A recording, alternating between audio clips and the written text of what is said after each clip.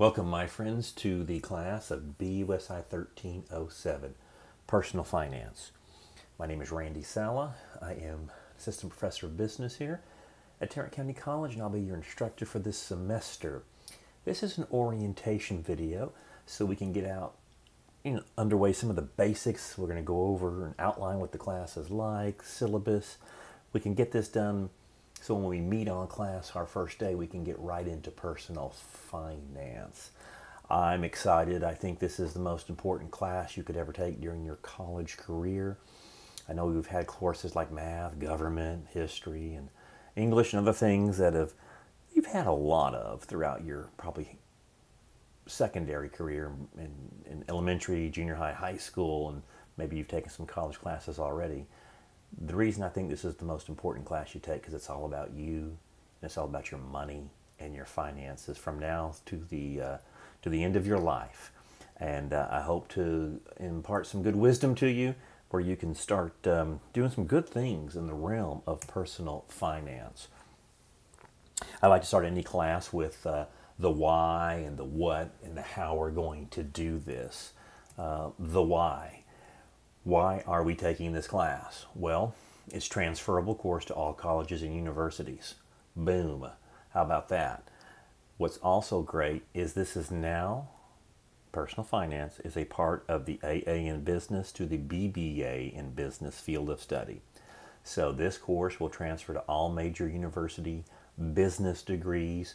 It's a part of your field and study, and once you get that field of study completed, and you should complete that at Tarrant County College, it transfers as a block, and now you go in as a junior and you start taking junior level classes.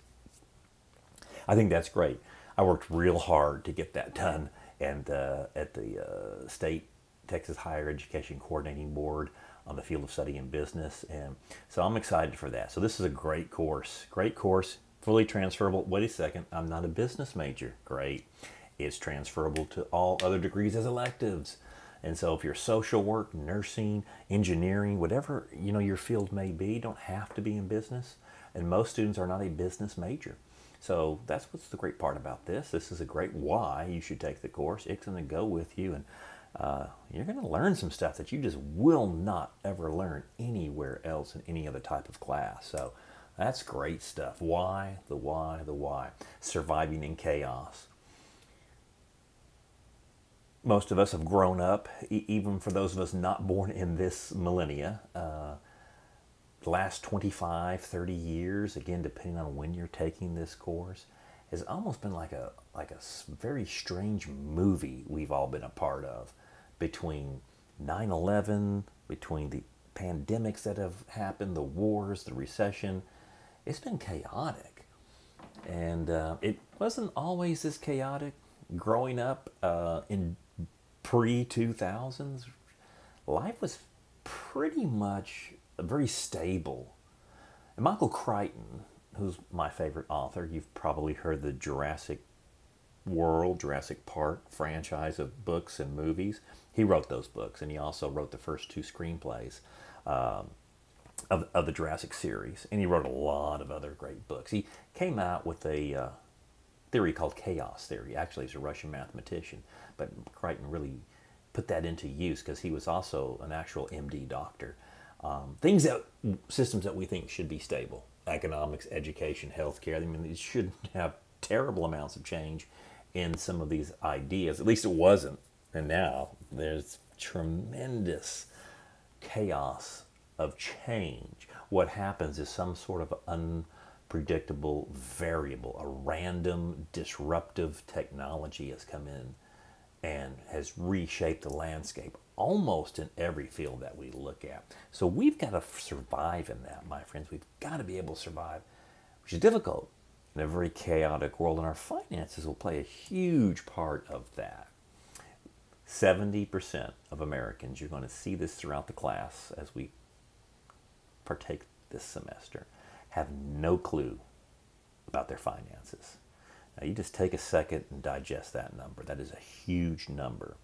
There are 350 some odd American citizens that have been in the census, citizens, resident aliens, and no clue. So let's say 70% of families, say there's 100 million families in the United States, just to make a nice, easy number, 70 million, really don't have an idea or probably fearful to understand more of what they might be dreading, the debt they may carry, the things like that, the amount of money that they're not getting.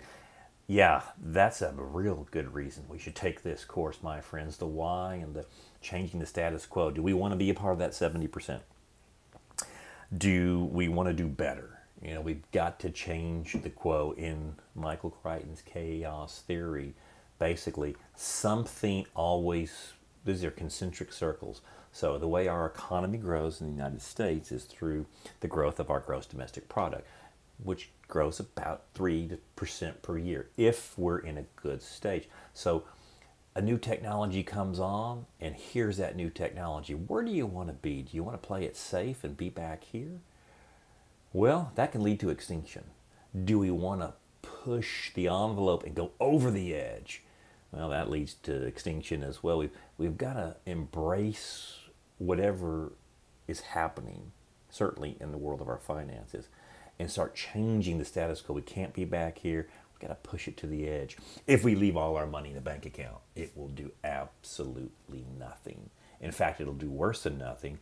It will actually lose value because something called inflation that we have seen in the last several years has been really eating away at the money that Americans have. So we've got to change the status quo. That's a good reason why we're taking this class. All right, we're going to do some better things. We're going to become a part of the top 30%. What are the objectives of this course? Absolutely. I like to teach with 3 areas, my friends: relevancy, practicality, and simplicity. I think this is a very relevant class. I want to make it practical, and I need to make it simple. That is the most eloquent design, according to Leonardo da Vinci. Things that you could use every day to start winning in the world of personal finance. How to plan, how to set goals, how to look at cash flow planning, how to understand the rule of 72, which is an important rule of finance, and use it to our advantage. Okay, that's very relevant in our lives. What about debt?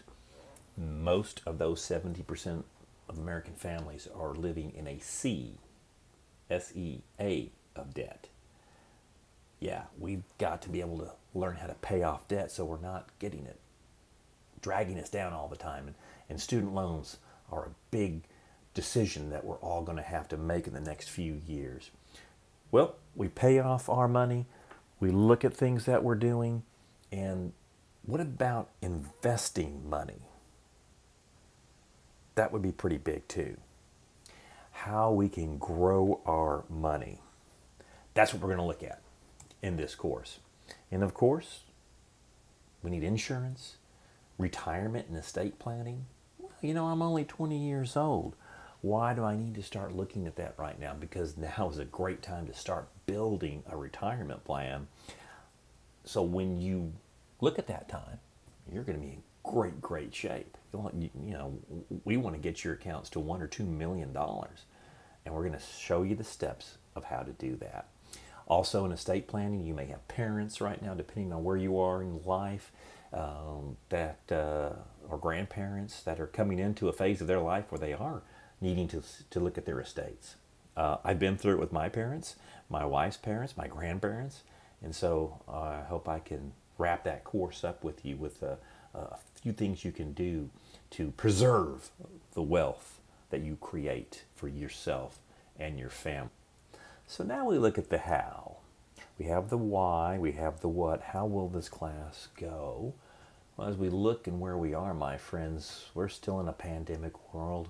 The next pandemic will be called Disease X. They already have, the World Health Organization's already named it, which that tells me it's coming out at some point.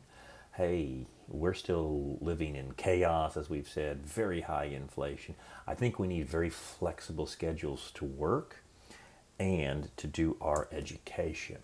So this is what we call a hybrid or blended class. This is the best of both worlds versus just a strict online class where you never get to meet your instructor or talk to them or have any questions. You get that with me, and we also have the flexibility of the online world. So this class meets 1 day per week. If you're taking my Monday class, we only meet on Mondays. Nice. Taking my Tuesday class, then we only meet on Tuesdays. I may teach this on a Wednesday or a Thursday as well. Whatever day you had on your schedule, that's the day you meet. And then we have online resources. All of the assignments in this class will be done online. Now there will be a couple of in-class assignments just to get us through, but I'll also have I'll have a way for you if you can't make that. But we'll do maybe a couple of in-class assignments. But for the most part, exams, projects, and discussion boards. That's going to fuel this course.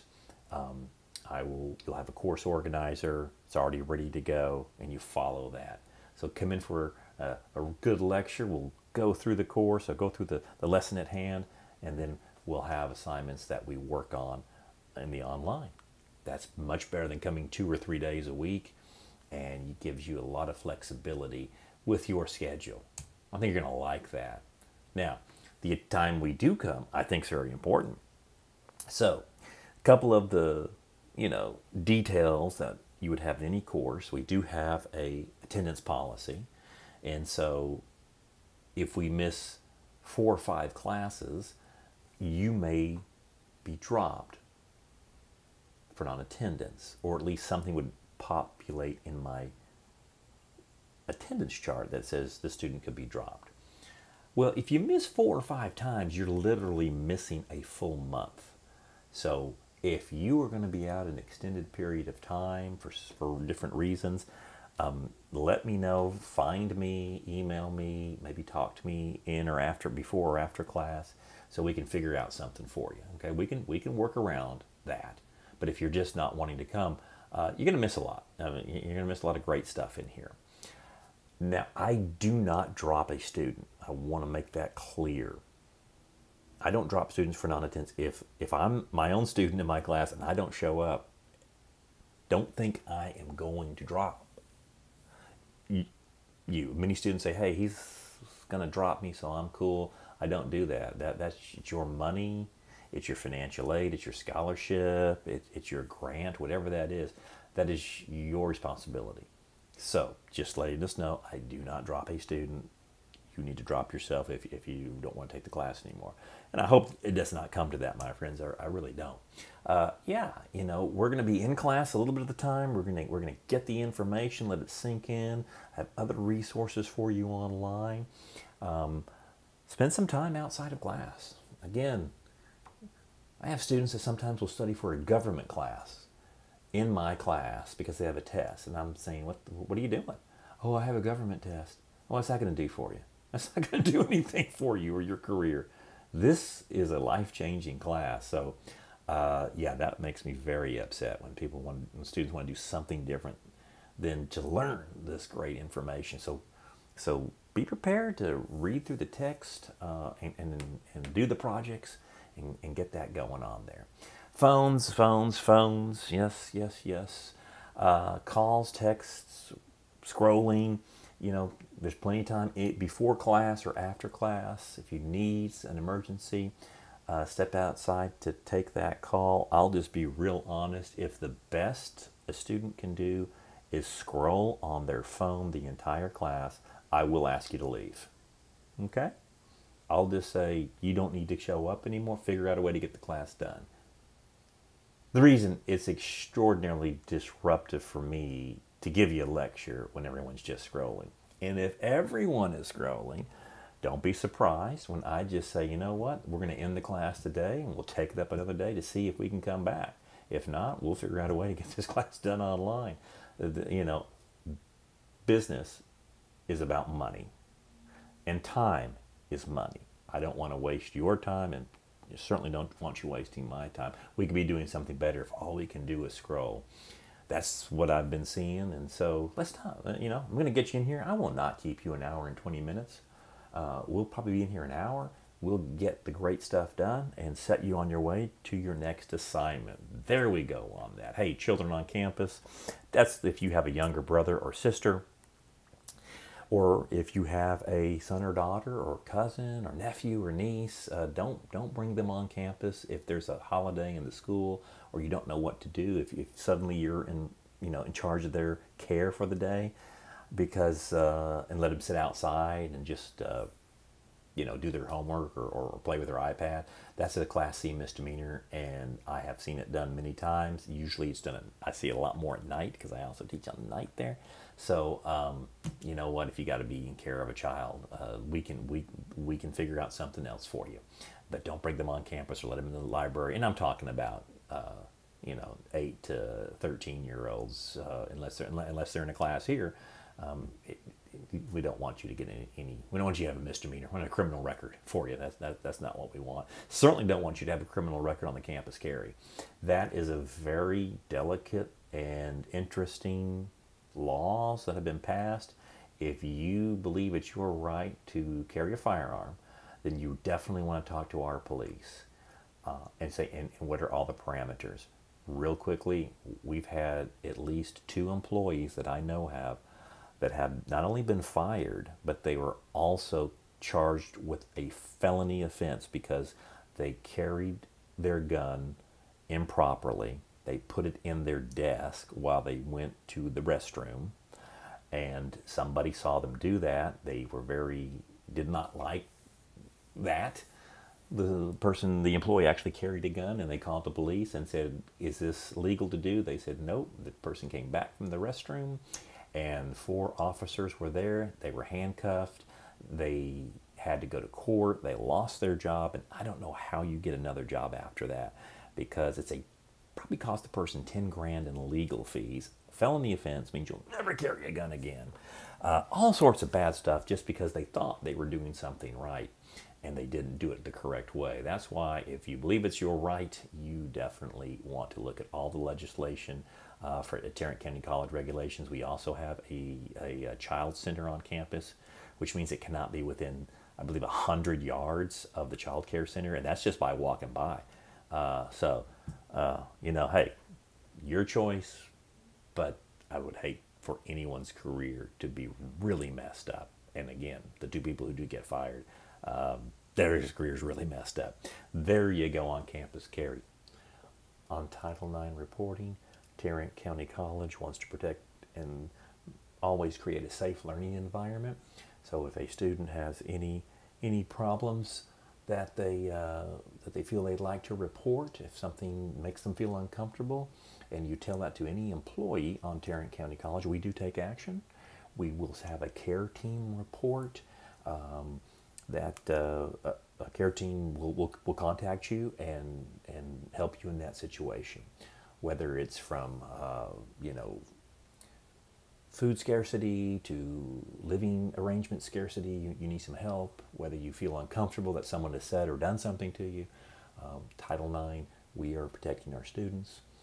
If you would like to ever talk to a personal counselor, we do have some wonderful counselors, 6 or 7 on campus, and everything that you say to them will be in confidentiality,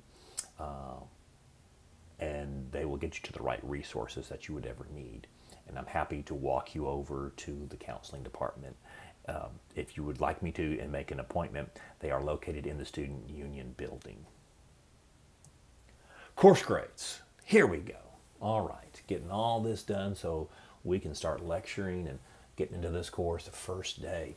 So your final grade is going to be like this. I give you an orientation quiz. You're watching this video as part of your orientation quiz. It'll help you get right through it. 10 points.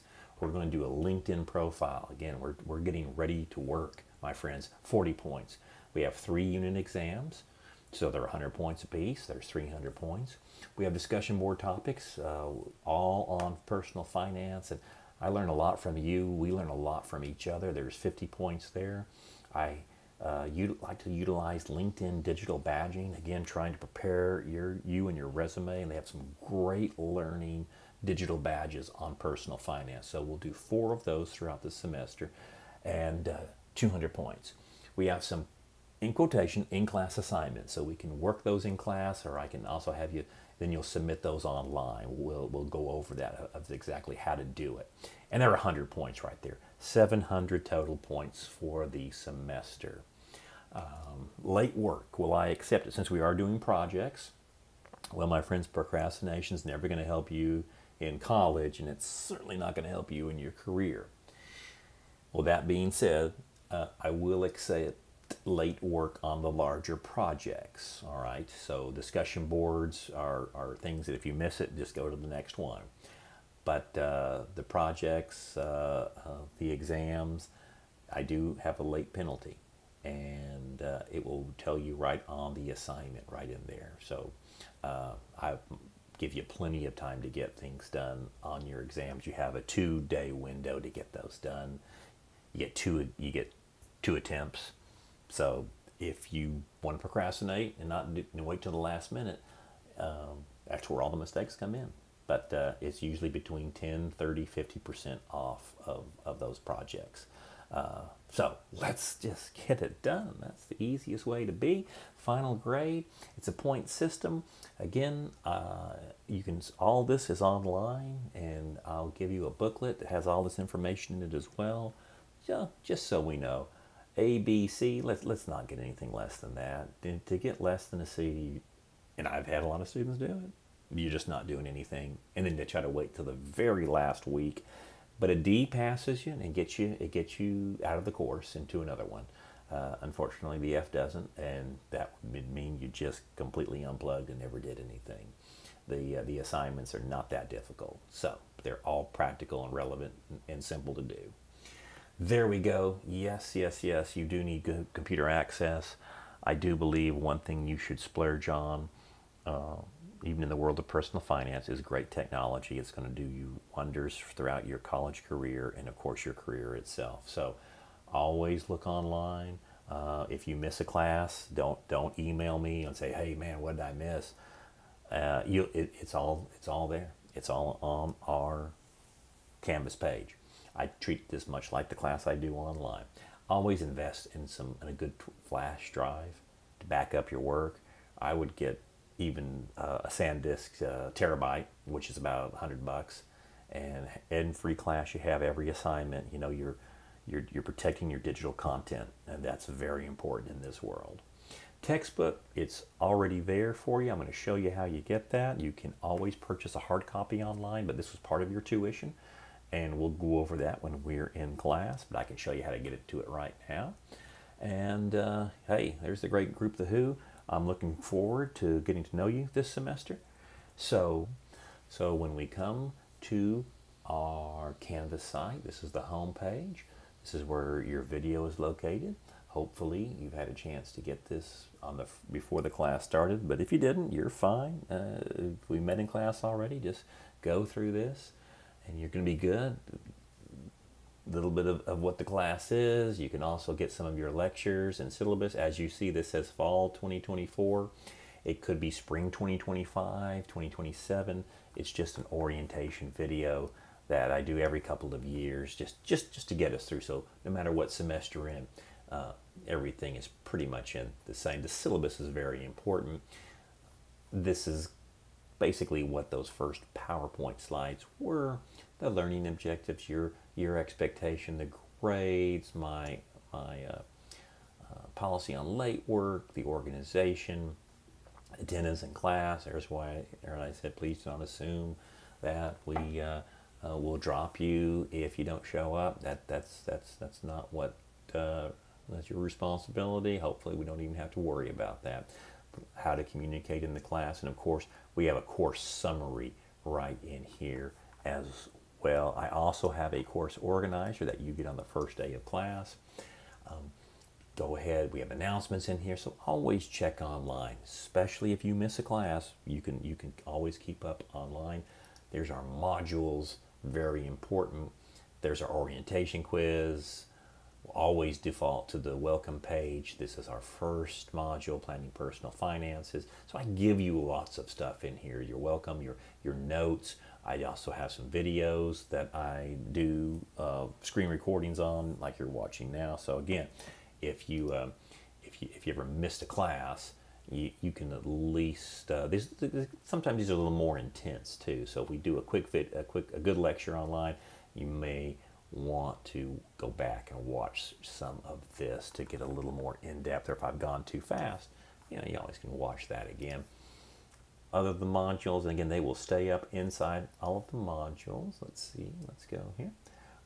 Again, you'll have your assignments right in here. So again, dates are going to be different for each semester, but this is how the course will run through. Here's how to get your McGraw-Hill, okay, your book. Let's hit the McGraw-Hill website. Should be open, so if you do get a chance to watch this video before classes start, you hit your McGraw-Hill Connect, and it will hopefully be a little bit faster with you. I'm doing this on a weekend evening, and sometimes things don't run as fast as they do during the business day. But it'll link you right to your course. It will ask you to put your email in. I would probably use, here we go to my Connect section. I'd probably use your TCC, email my TCC, and there we are again, just depending on what semester you're in. You go right to the site, and it's going to ask you to sign in. If for any reason it asks you to say, oh, you need to pay money to get in here, let me know in class, send me an email, something's wrong, and I just need to contact McGraw-Hill. Okay. Hopefully it will come in, look like this. This is the ebook right in here, and this is, let's go ahead and open that link in a new tab. Oh, it's been blocked. All right, so let's launch it again. So that's how you launch it. That's how you read your book. You can probably get this on your iPad or your Surface, whatever pad you have, or your phone. It's a great idea to utilize some sort of computing, a laptop or desktop, my friends. Phones don't really work well in this world of learning management systems, of McGraw-Hill or even Cengage. So again, get yourself a good computer. You can always use any of our computers on campus, and as long as you have good internet. So here are everything you need, and every module, unit, lesson has exactly the chapters that you need to read. So I believe we're basically going through the first 5 chapters for Unit 1. Then we go on sequentially right through here. Good book. Again, section dashboard. If you keep playing around with this, you'll be able to if you wanted to, you could actually buy a paper copy that you put into a 3-ring binder for like $40. It's one of the best books I've ever seen in personal finance. That's why I continue to use it. You could even get a used copy online, eBay, Amazon, and elder editions would be fine too, just for your own, your own use. But some really good financial knowledge right in here. Yours will look a little bit different than mine because mine is on the instructor route. If you have any type of problems, my friends, you're going to look at their help desk right in here. They'll have some help for you anytime you when you get into yours. If your system doesn't use it, it works best on Google Chrome or Mozilla or Microsoft Edge. Safari, which I do like, it does not work well on Safari. It does not work on some other browsers. So utilize Google Chrome, Mozilla, or Microsoft Edge on that. There we are. I think that'll get us enough, my friends, to get us back to our classroom setting. I wanted to just give you a little quick orientation. Since we're only meeting 1 day per week, I want to be able to get right into a good lecture of personal finance. Course organizer is right here as well, and I can show you what that looks like. That's our course organizer. It's right there. Every different semester, you'll see one again. This is for a fall semester. Spring or summer, it's going to look different. But I have them down in there. In your Unit 1s, it'll either say Unit 1 or Module 1. It's the same thing. and you get to go right through that. That tells you where you are, and you know, from our first exam to our last exam, there we go. There we go. Gives you a great idea. Always print that out so you know when your assignments are due. So there we have it. Our orientation is complete. Go ahead and take that orientation quiz that first week of course. I'm excited to teach this class. I'm excited to see you on the first day of class as well, my friends. Let's make it a great semester.